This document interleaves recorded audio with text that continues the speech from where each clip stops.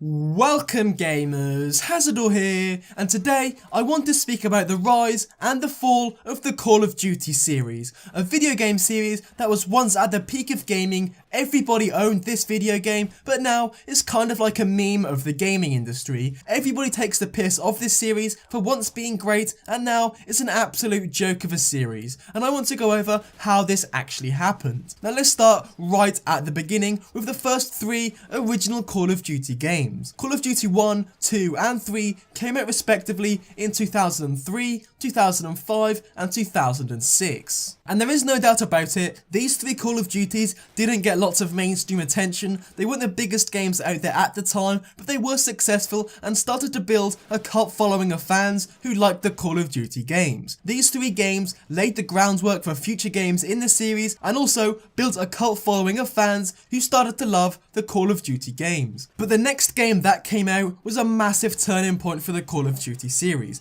and that game was Call of Duty 4. Arguably the best Call of Duty of all time. It's got the best story mode within a Call of Duty game without a doubt, but the multiplayer not only revolutionised FPS games, it revolutionised the gaming industry as a whole. And I wouldn't say that Call of Duty 4 was the peak of the COD series, but it definitely was the start of the long journey that was this series. After Call of Duty 4, we had World at War. Now I'm going to say something that's quite controversial, and I didn't really like World at War. I do personally think that World at War was a step down from COD 4 in many different aspects, but one thing it did bring to the table was of course Call of Duty Zombies, which went on to become possibly the most popular Call of Duty game mode, and in many future Call of Duty games the Zombies mode was included because it simply was that fun to play. The next game we had was Call of Duty Modern Warfare 2, which is my personal favourite Call of Duty of all time, and I do think this point was possibly where Call of Duty was absolutely at its peak. Modern Warfare 2 was owned by pretty much everybody.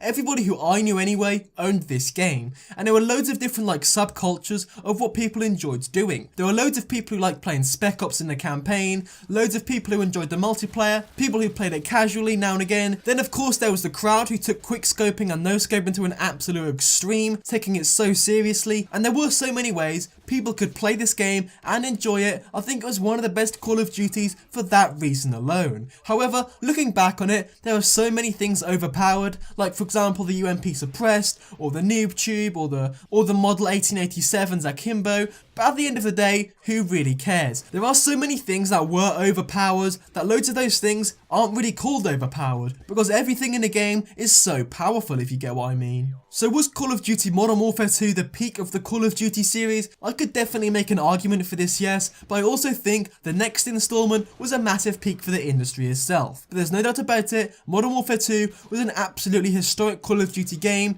I mean, it brought us the best sniper rifle in video game history. There's so many things this game did that I will never forget. But of course the next game that came out was Black Ops, and that was absolutely amazing. I think the first Black Ops game, although it was loved by loads and loads of people, I think it is a little bit underrated. This Call of Duty game was absolutely outstanding in so many ways, in campaign, in multiplayer, and of course the zombies, which was brought over from World at War. Now I think it comes between Modern Warfare 2 or the first Black Ops, where Call of Duty was absolutely at its peak. Maybe not in terms of sales, because MW3 was the best selling Call of Duty of all time, but in terms of people wanting the Call of Duty games, in terms of people being really hyped about what was coming out next, I think Modern Warfare 2 and the first Black Ops was the absolute peak for this series. The games themselves were so unique, and everybody fell in love with the gameplay, the story, the graphics, the kill streaks. There were so many things to love, and everybody found something that they loved about this series. And this game was the second highest selling Call of Duty of all time, with 30.2 million units sold. The next game was Modern Warfare 3, which was a very good game, there's no doubt about it, and the sales were absolutely incredible. In fact, as I've said, this was the highest selling Call of Duty of all time. Not by much, but it did sell 30.5 million units, and that is absolutely mind-blowing. But I do think that all of us can agree that Modern Warfare 3 wasn't the best Call of Duty out there. It definitely was a good game, but it didn't live up to the expectations and the hype of Modern Warfare 2. I'm sure a lot of you would say yes, but for me personally, I don't think it did. The next game in the series Series was Black Ops 2, and for me personally, I didn't really like this game. In fact, I stopped playing it after about a month or two after launch because I simply wasn't enjoying it that much. For me, it was way too futuristic and it didn't really feel like a Call of Duty game. But for many people out there, they would classify this as the last Call of Duty that was truly amazing. But for me, that was Modern Warfare 3. And I wouldn't call Black Ops 2 the start of the downward trend for the Call of Duty series simply because so many people liked it. But I think me and many people out there didn't like the way the Call of Duty series was heading. But the next game that came out was an absolute car crash. This coincided with the launch of the PlayStation 4 and the Xbox One.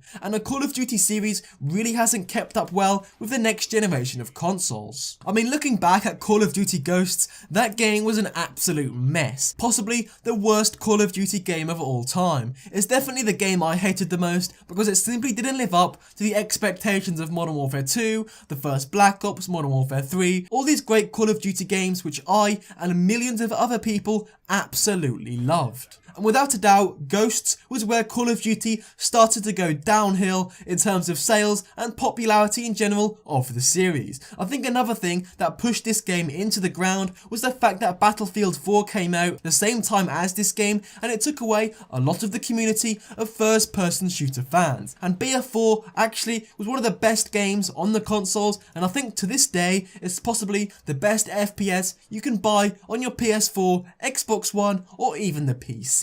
And since Call of Duty Ghosts, we've had Advanced Warfare, Black Ops 3 and Infinite Warfare, and I'm gonna be honest with you, I've not bought any three of these last three games, because after Call of Duty Ghosts, I just did not have any more faith with the developers and the publishers that I could enjoy Call of Duty anymore. And I was right at the end of the day. I can look at these three games and not even tell a difference in the gameplay because they look so similar. And I mean, look at the differences, for example, in Modern Warfare 2 and Black Ops 1. You can definitely see both visually, graphically, in terms of the guns involved, everything looks so unique and so different, but with these three games, they seem almost like carbon copies of the same formula. And without a doubt, at this stage, the Call of Duty series was going downhill rather drastically. People didn't want to see futuristic games, and especially when Infinite Warfare came out, we all remember how many dislikes that video got because people simply weren't agreeing with the Call of Duty series anymore, and I think now it is well and truly dead. However, there is a little bit of chance that this series can live up to its former self, because in 2017, it has been rumoured